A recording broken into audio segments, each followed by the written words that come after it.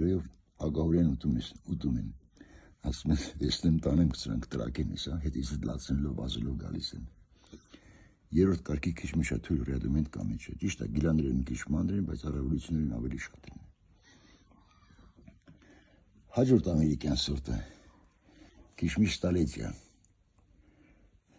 մի հատ էլ գիլեն, սա էլ դեռ խակա, կհասնի մի շաբաթից։ Դեռ մաքուր է, ոչինչ բան չկա մեջը, չամիջագործներ լավ նայեք, ձեր համար է սա։ Իծաբդուկից մի շաբաթ շուտ է հասնում։ Դուք իծաբդուկն առնում եք, կորիզը բանվորների նստացնում հանել եք տալի։ Սա իսկական հենց չամիջագործների համար է։ Շատ սիրուն տեսք ունի, հասունանալուց տեղնում է, ես տեսքն ընդունում։ Կրետները չեն ընդում, ծտերը չեն ընդում, սա էլ առավելություն։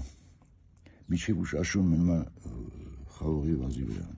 Յուպիտերն էլ առանց ցամաքերով միջև ուշ աշուն մնում է, միայն խուլեինն է, որ պետք է շուտ իրացնել։ Հասունանալուց 10 օրի հետո մովի վրա դառնում է չամիջ, մյուսները բոլորը պահպանում են։ Սա քիչմիշ սպոկուսան է, հիմա կշարենք եսենք ինչքան կլինի քաշը։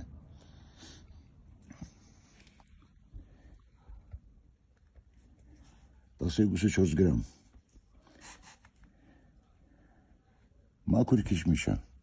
չամիջագործներ լավ նայեք, ձեր համար են նկարում։ Սա քիչմիշ յասյան է։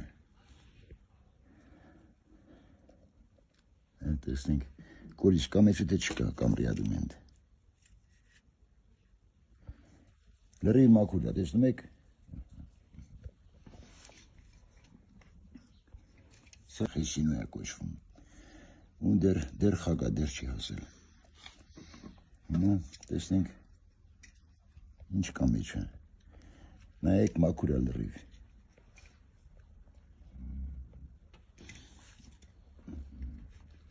Սա մեր հսկան է, քիչմիշ բրավիսիմո։ Տեսնենք մի գիլան քանի գրամ կլինի, անցյալ 15 գրամ ստացել եմ։ Հիմա էլ 15 պահպանել է, ուղիղ 15 գրամ։ Տեսնենք ինչ կա մեջը, կորիզ կա, չկա։ Նայեք, լրիվ մաքուր է, պտղամիսը հյութալի։ Սենց լավ խաղող կա, չամիջագործներ չամիջ սարքելու համար, չկա երևի։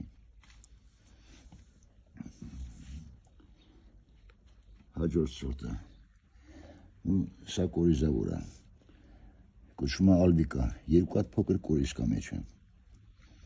Ու էլ խակա, դեռ չի հասունացել։ Տեսնենք սա քանի գրամ ալնելու։